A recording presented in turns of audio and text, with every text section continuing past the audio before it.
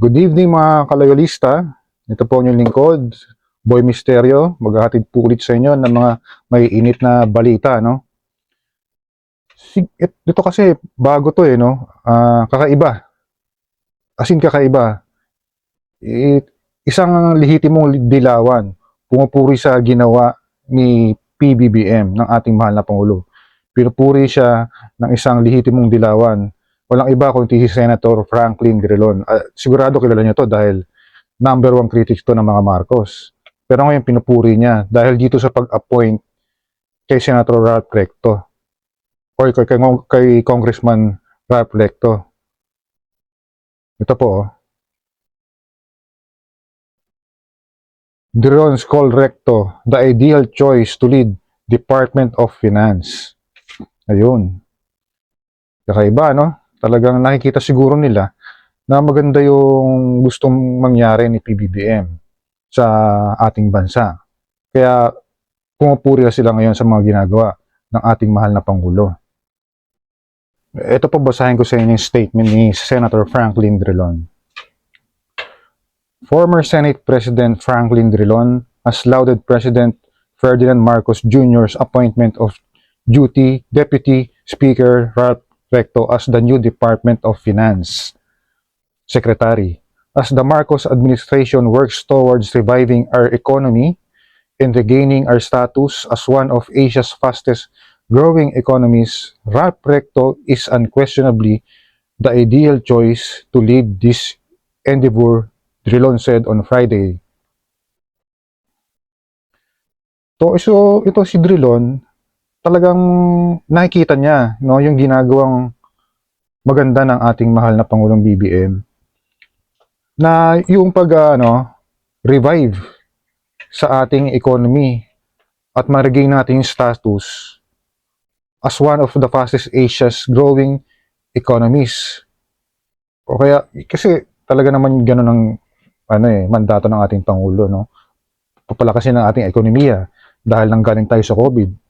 Tapos, pa lang, 3 years, 4 years pa lang, di ba? After COVID, na-lift yung COVID totally nung pag-upo niya na di ba? Talagang ayaw niya na raw mangyari ulit yun. Hindi na tayo babalik sa ganon. Kaya, pinipilit niya na maibalik ang natin, mapataas ang ating ekonomiya, no? At yun naman, yung ginagawa ng ating Pangulo, nakita naman malamang nakita, no? Napansin ng dilawan na si Senator Franklin Drilon na maganda yung ginagawa ni ating Pangulong PBBM.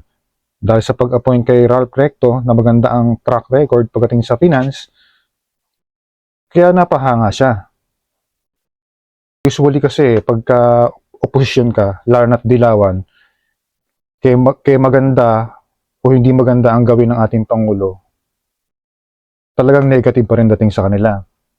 Minsan pa nga pagka nagkataong may issue naman na hindi naman ganun kalaki, didiinan nila yun ng negative. Pero ngayon, parang nag-iiba na sila, no? Dahil talagang halos wala ka namang maipintas sa trabaho ng ating Pangulong PBBM. Talagang napakahusay niya. Kahit hindi mo man maramdaman ng todo ngayon, kasi hindi naman overnight yan, no? Sa laki ng problemang naiiwan ng nakaraang administrasyon sa mga utang. Yan. Pero unti-unti nakakapagbayad siya, di ba? Nabalitaan natin, no? Pero yung mga iba, lalo na yung mga DDS, hindi napapansin yun. Buti pa nga itong dilawan, napapansin, di ba? Na maganda ang ginagawa ng ating Pangulo. Iba pa nga yung napapansin nila. Napapansin nga nila, di ba? Bakit hindi na pinupuna ng mga media o wala na nagkikriticize na media sa ating mahal na Pangulong Marcos? Di ba? Sinabi nila yun lalo na mga DDS, tsaka si dating Pangulong Duterte, napansin nila yon. Marahil talagang wala kang mapuna. Wala ka talagang mapuna sa ating administrasyong Marcos. Dahil maganda yung ginagawa Yung mandato niya, tinutupad niya. Yan kasi ang mindset ng mga Marcos. Umangat ang buhay ng mga bawat Pilipino.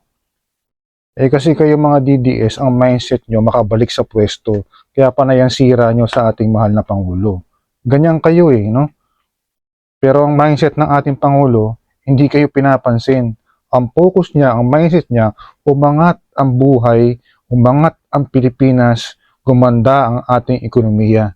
Yun siya, may pagmamahal siya sa ating bayan. Kaya dinededma na lang kayo ni PBBM Hindi na lang kayo pinapansin. Kasi, nonsense kayong patulan. Para kayong nasa lang, yung echo chamber. Kayo lang niniwala sa isa't isa. Kayo mga DDS vloggers. Mga kaloyalista, hanggang dito na lang po muna. Please like and share and subscribe to my blog para ma-counter po natin yung mga DDS vloggers or yung mga DDS vloggers na naninira sa ating mahal na Pangulo. Ito po ang inyong lingkod, Boy Misterio.